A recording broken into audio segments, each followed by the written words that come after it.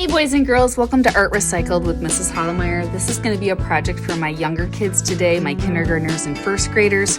What we are going to make, boys and girls, is a paper lantern. And you don't need different color papers like I have here. You could make your paper lantern out of just white printer or notebook paper if that's all that you have. If you don't know what a lantern is, boys and girls, a lantern is an object that typically hangs outside, and it has a candle or a light in it that kind of glows to light up the outdoors. So today, boys and girls, what you're going to need is you're going to need scissors, something to draw with, probably a pencil or a marker, whatever you have. And then it is helpful sometimes to have a ruler, but boys and girls, if you find that using the ruler today is a little too hard, then don't use it. There is a way to do this without using the ruler, okay? It is helpful that when you close this shut to have a stapler, but if you don't have a stapler and an adult friend kind of around to help you staple it closed, you can use a glue stick, but you're going to have to hold it a little while longer just to get that glue stick to dry before you let your lantern go, because we do kind of glue it in a circle, as you can see. And boys and girls, this is similar to what your older siblings are doing today. They are making something called a paper weaving, and they're making something called a loom to put their paper weaving into. Well, you're kind of making a loom too. You're just not going to do a weaving. You're going to make this lantern. So let's get started. Okay, boys and girls, so the first thing I want you to do is I want you to have your paper going this way. This way is horizontally right, kind of the long way or the wide way.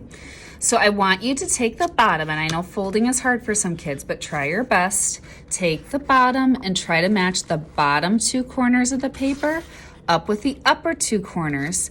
And see how I'm holding my hand kind of in the middle of the paper to hold it still? And I use my other hand to kind of match the corners up.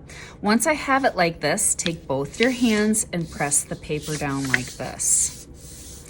Now this is where having a ruler can be helpful, but boys and girls, if it's too hard for you to hold the ruler still, just take your pencil, and what I'm gonna do is, here's the top edge, right? And this is the open side of my paper at the top, and the fold is at the bottom. That's important. You want the open side at the top and the fold at the bottom.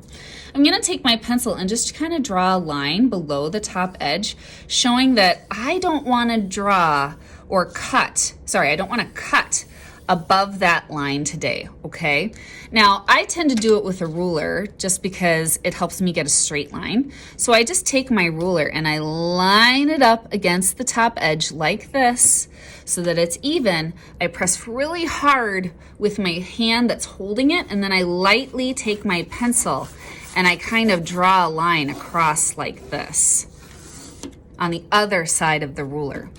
Now, if that's too hard, remember, you can just, and again, my open side is still at the top, just take your pencil, boys and girls, and just try to draw a straight line across. And I know that can be hard too. Here's a trick to know if your line is straight. If your line is straight, see the shape up here? This is a rectangle.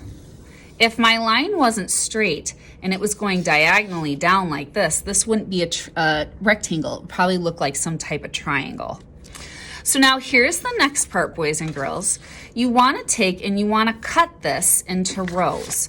And so sometimes it helps to take your pencil and draw those rows first, but you don't have to necessarily. Some kids like to take the ruler, kind of line it up like this, and have the ruler on this side of the paper and then draw on the opposite side.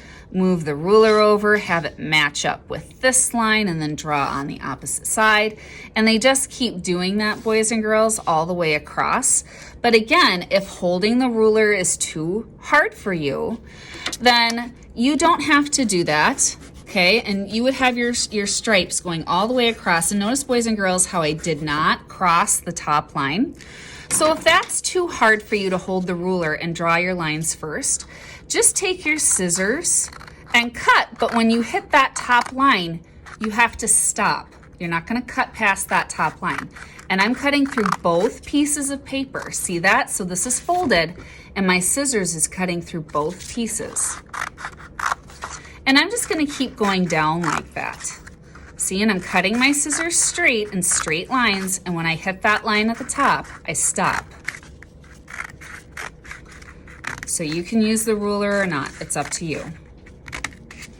So now once I have these lines cut, boys and girls, I'm gonna open this up And now it looks like this. You see that? So now I'm going to turn and put this into a circle. And you want the part of the fold that's pointing kind of up like a tent.